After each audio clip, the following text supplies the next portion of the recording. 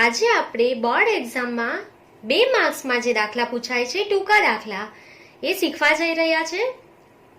Previous પાર્ટમાં મેં તમને ઉદાહરણ નંબર 24 એક્સપ્લેન કરેલું હતું. એ જ ટોપિકને રિલેટેડ આજે આપણે શોર્ટ ક્વેશ્ચન સેક્શન સી ના ગણવા જઈ રહ્યા છે. ક્વેશ્ચન નંબર 7 થી લઈને 14. ક્લિયર?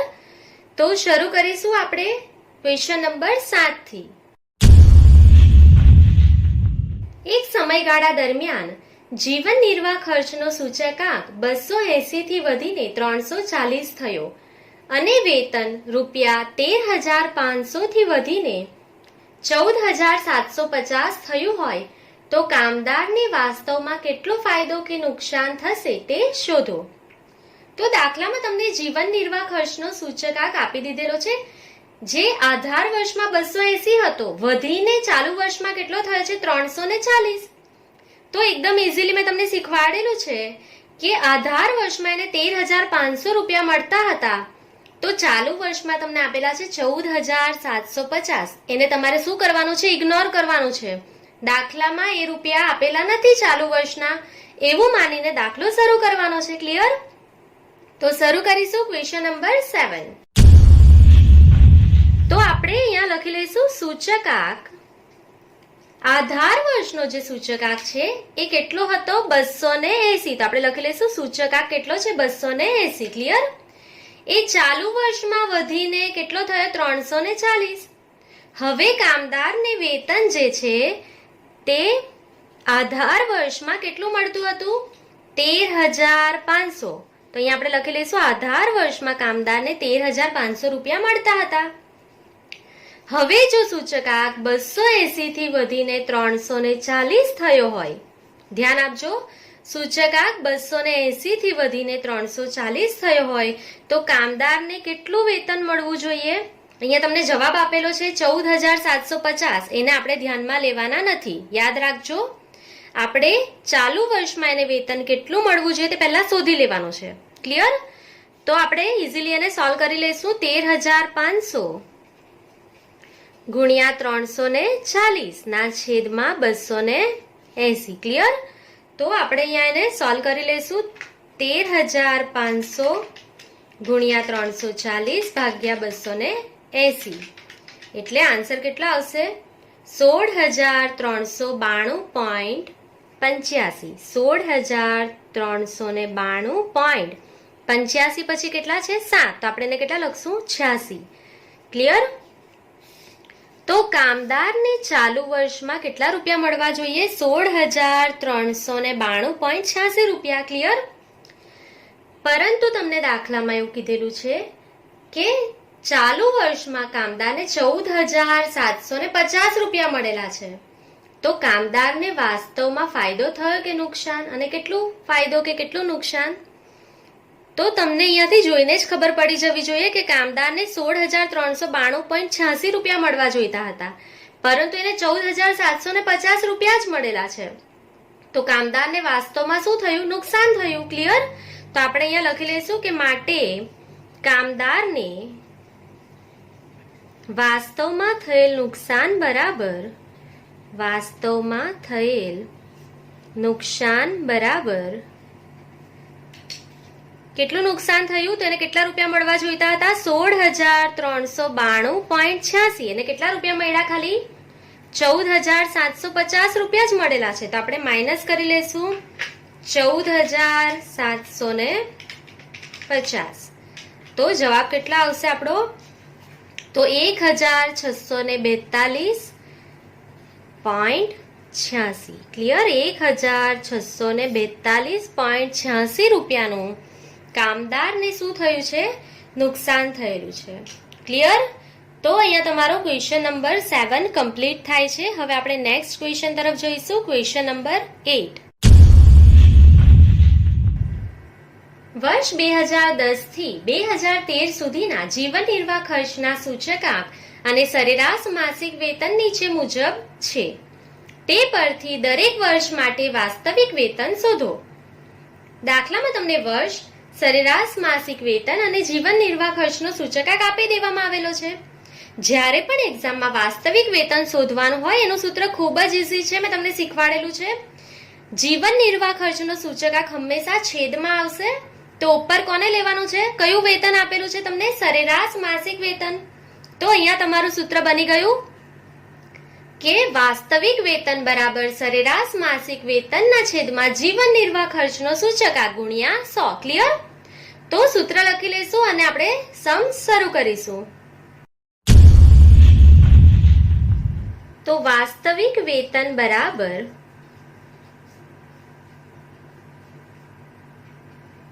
સરેરાશ માસિક વેતન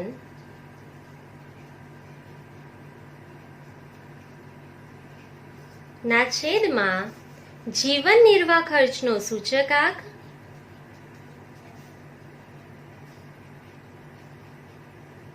ગુણ્યા 100. ક્લિયર? તો સૂત્ર આપણે લખી લીધું છે. હવે આપણે અહીંયા ટેબલ બનાવી લઈશું. વર્ષ, સરેરાશ માસિક વેતન, જીવન નિર્વાહ ખર્ચનો સૂચકાંક જે ટેક્સ્ટ બુકમાં આપેલો છે એ લખી લેશું અને પછી વાસ્તવિક વેતન શોધી લેશું. ક્લિયર? તો હું અહીંયા એક ટેબલ બનાવી લઈશ એના માટે. અહીં દાખલામાં મેં વર્ષ, સરેરાશ માસિક વેતન અને જીવન નિર્વાહ ખર્ચનો સૂચકાંક ટેક્સ્ટ બુકમાંથી લખી લીધેલો છે. હવે દાખલામાં આપણે શું શોધવાનું છે? વાસ્તવિક વેતન. તો આપણે અહીંયા લખી લઈશું વાસ્તવિક વેતન.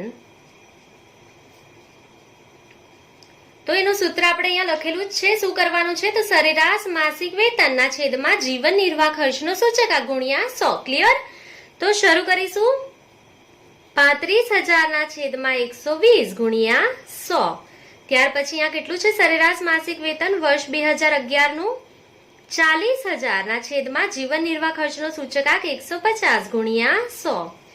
ત્યાર પછી 2012 માટે 42,000 ના છેદમાં 130 ગુણ્યા 100 અને 2013 માટે 50,000 ના છેદમાં 160 ગુણ્યા 100. ક્લિયર?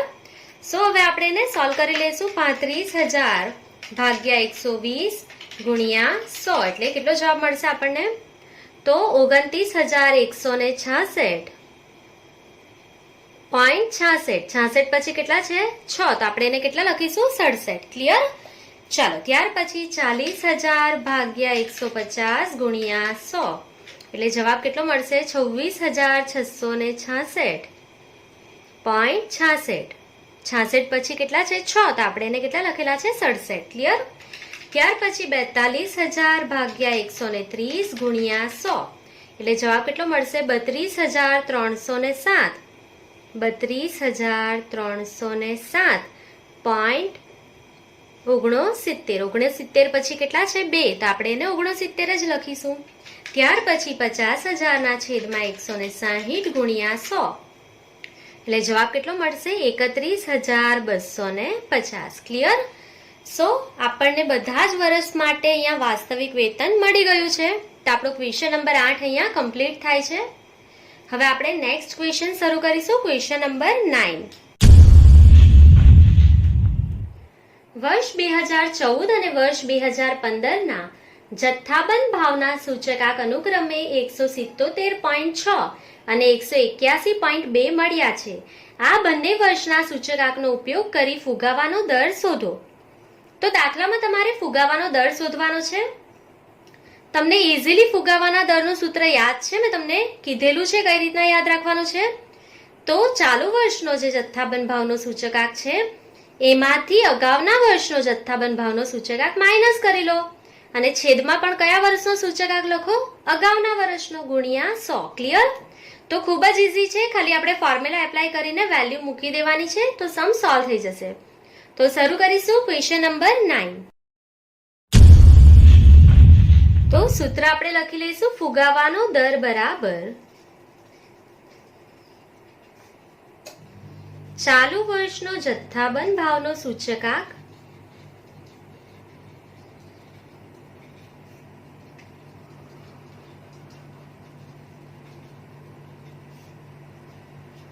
એમાંથી કયા વર્ષનો માઇનસ કરવાનો હોય? અગાઉના વર્ષનો. તો અહીંયા લખી લઈશું અગાઉના વર્ષનો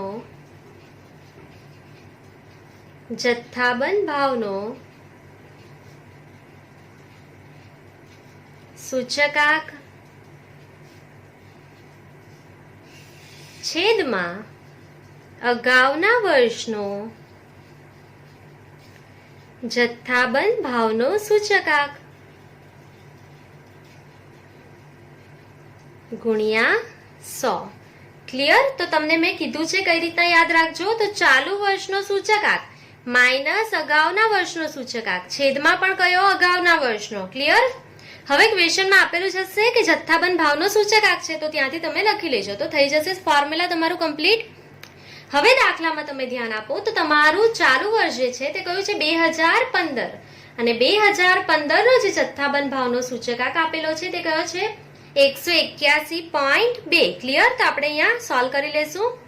181.2 માઇનસ અગાઉનું વર્ષ તમારું કયું છે?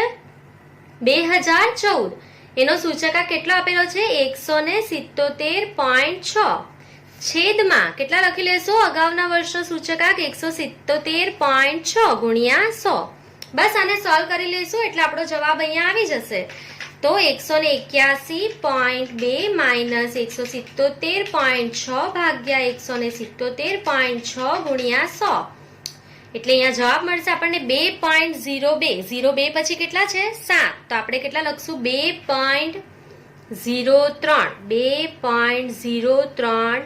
મેં તમને કીધું છે જવાબ હંમેશા શેમાં આપવાનો છે? ટકાવારીમાં. ક્લિયર? સો હવે આપણે અહીંયા ફાઇનલ આન્સર લખી લેશું. માટે ફુગાવાનો દર બરાબર 2.03% છે. ક્લિયર? તો ફાઇનલ આન્સર આપણે લખી લીધેલો છે. ફુગાવાનો દર 2.03% છે. સો હવે અહીંયા આપણો ક્વેશ્ચન નંબર 9 કમ્પ્લીટ થઈ ગયો છે. હવે આપણે નેક્સ્ટ ક્વેશ્ચન તરફ જઈશું. Question number 10. ત્રણ વસ્તુઓના ભાવ સાપેક્ષ આંકમાં થયેલ ટકાવારી વધારો અનુક્રમે 315, 328 અને 390 છે. જો આ વસ્તુઓના મહત્વનું પ્રમાણ 5:7:8 હોય તો ભાવનો સામાન્ય સૂચકાંક ગણો. તો દાખલામાં તમને ત્રણ વસ્તુ આપેલી છે, એમાં જે વધારો થયેલો છે તે આપવામાં આવેલો છે, ટકાવારી વધારો, અને મહત્વનું પ્રમાણ એટલે કે ભાર આપી દેવામાં આવેલો છે. તો ભાવનો સામાન્ય સૂચકાંક શોધવાનો છે. તો આપણે ધારી લેશું કે ધારો કે ત્રણ વસ્તુઓ કઈ છે? A, B અને C. ક્લિયર? સો અહીંયા આપણે એના ટેબલ બનાવી લેશું પહેલા. સો અહીંયા અમે ખાના બનાવી લીધા છે. સૌથી પહેલા આપણે લખી લેશું વસ્તુ. તો અહીંયા આપણે વસ્તુઓ ધારી લીધી છે. વસ્તુ A, B અને C છે. ક્લિયર? હવે દાખલામાં તમને કહેવામાં આવેલું છે કે ત્રણ વસ્તુના ભાવ સાપેક્ષ આંકમાં થયેલ ટકાવારી જે વધારો છે એ અનુક્રમે 315, 328 અને 390 છે. ક્લિયર? તો અહીંયા આપણે લખી લેશું સૂચકાંક. તો અહીંયા તમે ધ્યાન આપશો તો તમને વધારો જ આપવામાં આવેલો છે. તો મેં સૂત્ર તમને કીધું છે 100 વત્તા વધારો. ઘટાડો હોય તો શું કરવાનું? 100 વત્તા ઓછા વધારો કે ઘટાડો. વધારો હોય તો 100 માં પ્લસ કરવાનું છે અને ઘટાડો હોય તો 100 માંથી શું કરી લેજો? માઇનસ. ક્લિયર? બહુ જ ઈઝી છે આ. તો શરૂ કરીશું. વસ્તુ એ જે છે તેમાં કેટલો વધારો થયેલો છે?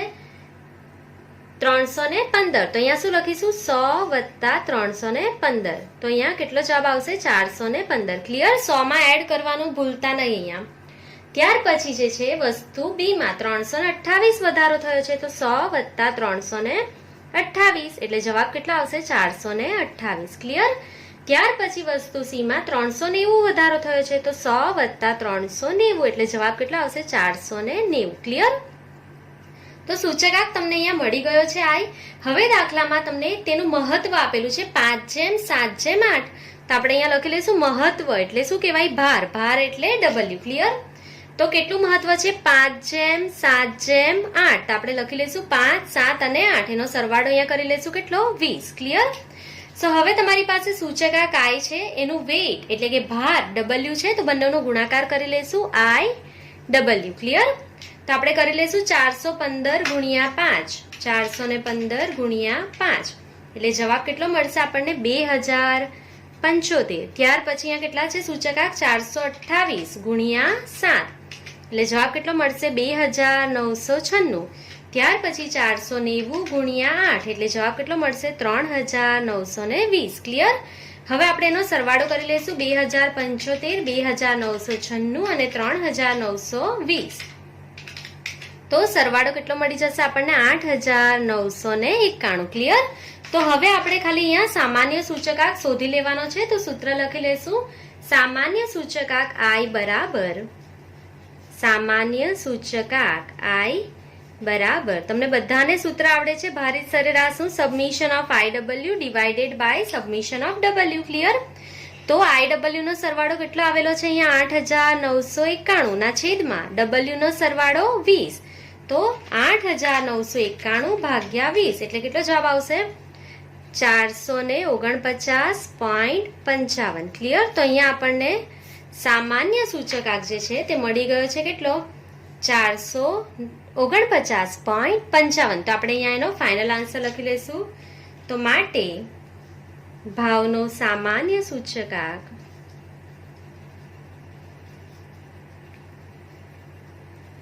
449.55 છે. ક્લિયર? તો તમારો 2 માર્ક્સ માટે દાખલો કમ્પ્લીટ થઈ ગયો છે. Question number 10. હવે આપણે નેક્સ્ટ ક્વેશ્ચન તરફ જઈશું. Question number 11.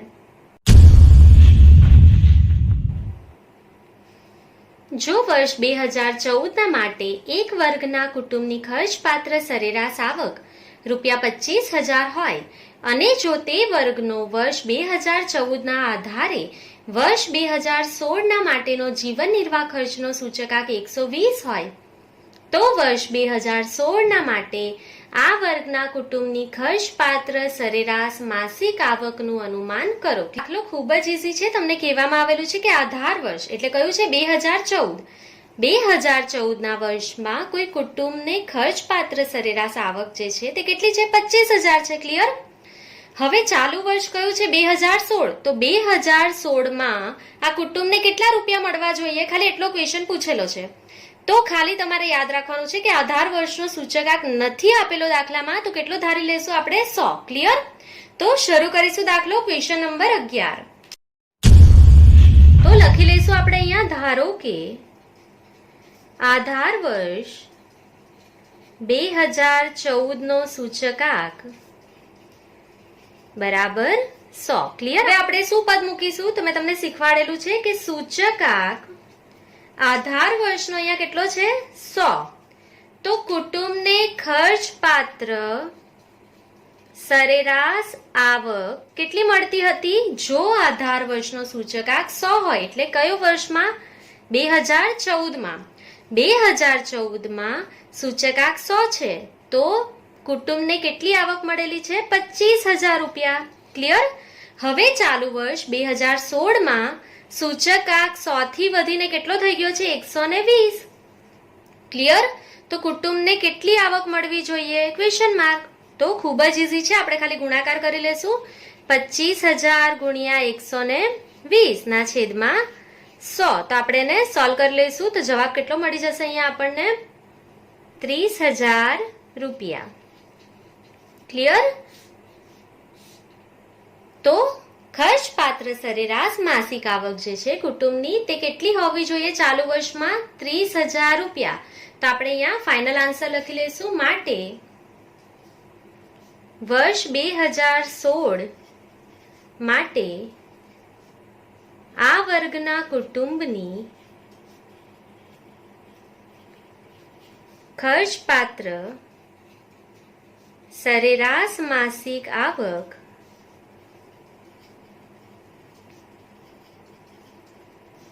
30,000 રૂપિયા હશે.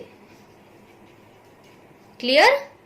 તો ખૂબ જ ઈઝી હતો આ દાખલો. કમ્પ્લીટ થઈ ગયો છે ક્વેશ્ચન નંબર 11. હવે આપણે નેક્સ્ટ ક્વેશ્ચન જોઈશું. Question number 12. એક કામદારની વર્ષ 2015 માસિક સરેરાશ આવક 16,000 હતી અને વર્ષ 2016 વધીને 20,000 થઈ. વર્ષ 2015 ની સરખામણીમાં વર્ષ 2016 માટે આવકનો સૂચકાંક ગણો. તો હમણાં જ આપણે ક્વેશ્ચન નંબર 11 કેલ્ક્યુલેટ કર્યો તેના જેવો જ છે. 11 નંબરના ક્વેશ્ચનમાં શું કીધેલું હતું? સૂચકાંક આપેલો હતો અને આવક શોધવાની હતી. આ દાખલામાં તમને આવક આપી દીધેલી છે અને સૂચકાંક શોધવાનો છે. તો સેમ જ છે. આપણે સમમાં કોઈ પણ ચેન્જ નથી કરવાનો. ખાલી તમને અહીંયા આવક આપેલી છે અને આપણે અહીંયા સૂચકાંક શોધવાનો છે ચાલુ વર્ષનો. તો શું આપણે ધારણા કરી લેશું અહીંયા પણ કે આધાર વર્ષ કયું છે? આધાર વર્ષ આપણું દાખલામાં તો વર્ષ 2015. તો આધાર વર્ષમાં સૂચકાંક કેટલો ધારી લઈશું આપણે? 100. ક્લિયર? તો શરૂ કરીશું દાખલો. Question number 12. ધારો કે વર્ષ 2015 નો સૂચકાંક બરાબર કેટલો ધારી લેશું? 100. ક્લિયર? તો હવે આપણી પાસે આધાર વર્ષનો સૂચકાંક છે અને દાખલામાં તમને આવક આપી દીધેલી છે. સૌથી પહેલા તો આપણે શું પદ મૂકીશું અહીંયા?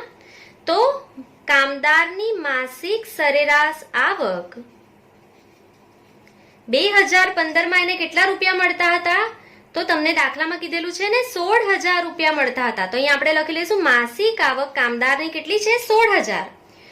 તો 16,000 રૂપિયા એને મળતા હતા. તો સૂચકાંક ત્યારે કેટલો હતો? તો આધાર વર્ષનો સૂચકાંક કેટલો ધારેલો છે આપણે? 100. પાછું રિપીટ કરું છું. માસિક આવક એની 16,000 રૂપિયા છે તો સૂચકાંક આપણે કેટલો ધારેલો છે? 100. હવે જો એને ચાલુ વર્ષમાં કેટલા રૂપિયા મળે છે? તો 16,000 થી વધીને એને 20,000 રૂપિયા મળે છે. તો હવે જો એની આવક અહીંયા 20,000 થઈ જાય તો સૂચકાંક કેટલો હોવો જોઈએ? ક્લિયર? એકદમ જ ઈઝી છે. તો આપણે એને સોલ્વ કરી લઈશું. 20,000 ગુણ્યા 100 ના છેદમાં 16,000. તો આન્સર કેટલો આવશે આપણો અહીંયા? 20,000 ગુણ્યા 100 ભાગ્યા 16,000. તો જવાબ આવશે 125. ક્લિયર? ખૂબ જ ઈઝી છે. તો આપણે ફાઇનલ આન્સર એનો અહીંયા લખી લઈશું. માટે વર્ષ 2016 માટે આવકનો સૂચકાંક બરાબર 125. ક્લિયર? સો અહીંયા તમારો ક્વેશ્ચન નંબર 12 કમ્પ્લીટ થઈ ગયો છે. ખૂબ જ સરળ હતો. અત્યાર સુધી આપણને સૂચકાંક આપી દેવામાં આવતો હતો અને આવક શોધવાની હતી. આ ક્વેશ્ચનમાં આપણને આવક આપી દીધેલી હતી અને સૂચકાંક શોધવાનો હતો. તો સેમ જ સ્ટેપ છે એના, ખાલી આપણે આવક પહેલા લખી લીધેલી છે અહીંયા. ક્લિયર? તો અહીંયા તમારો ક્વેશ્ચન નંબર 12 કમ્પ્લીટ થાય છે. હવે આપણે નેક્સ્ટ ક્વેશ્ચન જોઈશું. Question number 13. જો એક વસ્તુનું ઉત્પાદન વર્ષ 2016 માં આધાર વર્ષની સરખામણીએ 9/5 ગણું વધ્યું હોય તો વર્ષ 2016 માટે ઉત્પાદનનો સૂચકાંક શોધો. દાખલો ખૂબ જ સહેલો છે. આપણે ઉદાહરણમાં સેમ ક્વેશ્ચન ગણેલો હતો. ખાલી તમારે શું કરવાનું છે?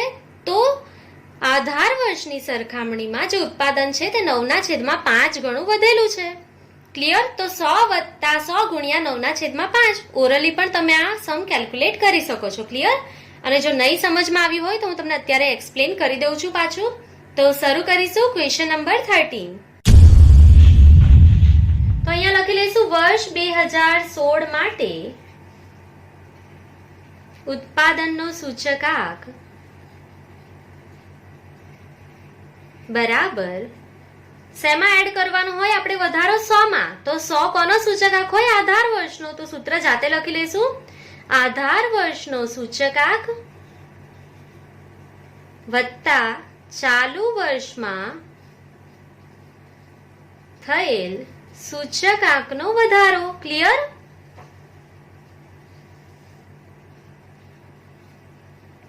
તો આધાર વર્ષનો જે સૂચકાંક હોય તે હંમેશા કેટલો હોય? 100 હોય.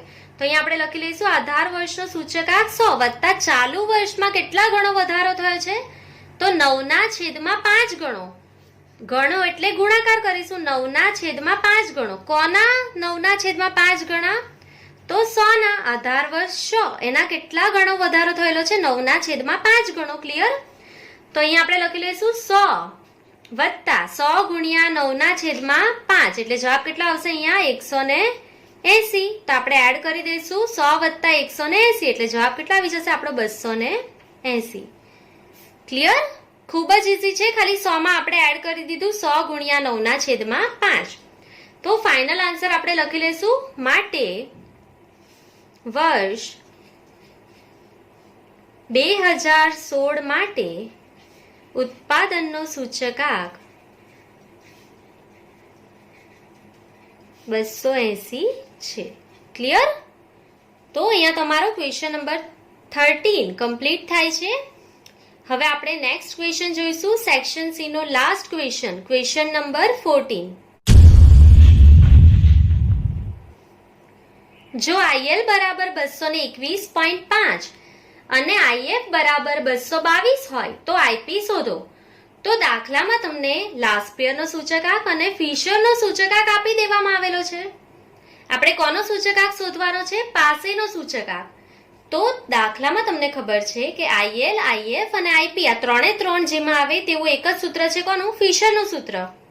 તો આપણે કોના સૂત્રથી આ દાખલાને સોલ્વ કરીશું? ફિશરના સૂત્રથી. તો શરૂ કરીએ ક્વેશ્ચન નંબર 14. સો અહીંયા આપણે ફિશરનું સૂત્ર લખી લઈશું. IF is equals to root of IL into IP. Clear? તો ફિશરનું સૂત્ર શું છે? વર્ગમૂળમાં લાસ્પિયરનો સૂચકાંક ગુણ્યા પાસેનો સૂચકાંક. દાખલામાં આપણને ફિશરનો જે સૂચકાંક છે તે આપી દેવામાં આવેલો છે. કેટલો છે? તો ફિશરનો સૂચકાંક 222 છે. તો આપણે લખી લઈશું માટે 222 બરાબર વર્ગમૂળમાં IL કેટલા છે એટલે લાસ્પિયરનો સૂચકાંક 221.5 ગુણ્યા IP આપણે શોધવાનું છે. ક્લિયર? તો હવે શું કરશું આપણે? તો અહીંયાથી વર્ગમૂળ કાઢી નાખવું હોય તો અહીંયા શું થાય? ઇઝ ઇક્વલ્સ ટુ ની બીજી બાજુ સ્ક્વેર થાય. ક્લિયર? તો અહીંયા આપણે લખી લઈશું 222 આખાનો વર્ગ બરાબર. હવે અહીંયાથી વર્ગમૂળ નીકળી જશે તો અહીંયા શું લખશું? 221.5 ગુણ્યા IP. ક્લિયર? તો 222 નો વર્ગ આપણે કરી લઈશું 222 ગુણ્યા બરાબર અથવા તો 222 ગુણ્યા 222 એટલે જવાબ કેટલો મળશે તમને? તો 49,284. ક્લિયર? હવે અહીંયા આ ગુણાકારમાં છે તો શું થાય? ભાગાકારમાં 221.5 બરાબર IP. ક્લિયર? આપણે 222 નો વર્ગ કરેલો છે. અહીંયા ગુણાકારમાં જે અમાઉન્ટ છે તેને આપણે ભાગાકારમાં લખી લીધી છે. તો 49,284 ભાગ્યા 221.5 એટલે જવાબ કેટલો મળશે? 222.50. તો અહીંયા આપણે લખી લઈશું માટે IP બરાબર 222.50. 50 પછી કેટલા છે? 1. તો આપણે એને 50 જ રહેવા દેશું. સો અહીંયા તમને પાસેનો સૂચકાંક જે છે તે મળી ગયો છે. IP બરાબર 222.50. ક્લિયર? સો અહીંયા મેં તમને સેક્શન C ના બધા જ જે દાખલા છે તે કમ્પ્લીટ કરાવી દીધા છે. આઈ હોપ કે તમને બધા જ સમ સમજમાં આવી ગયા હશે. જો તમને કોઈ પણ ડાઉટ હોય તો તમે કોમેન્ટ સેક્શનમાં કોમેન્ટ કરી શકો છો. આ બધા જ સમ બોર્ડ એક્ઝામ માટે મોસ્ટ IMP છે. આ બધા સમ 7 થી 14 અને ઇલેસ્ટ્રેશન નંબર 24 ના 1 થી 8 દાખલા કમ્પ્લીટલી ગણી જશો તમે, જેથી કરીને સેક્શન C માં બોર્ડ એક્ઝામિનેશનમાં કોઈ પણ દાખલો પૂછાય તો તમે એને આસાનીથી સોલ્વ કરી શકશો. Thank you for watching.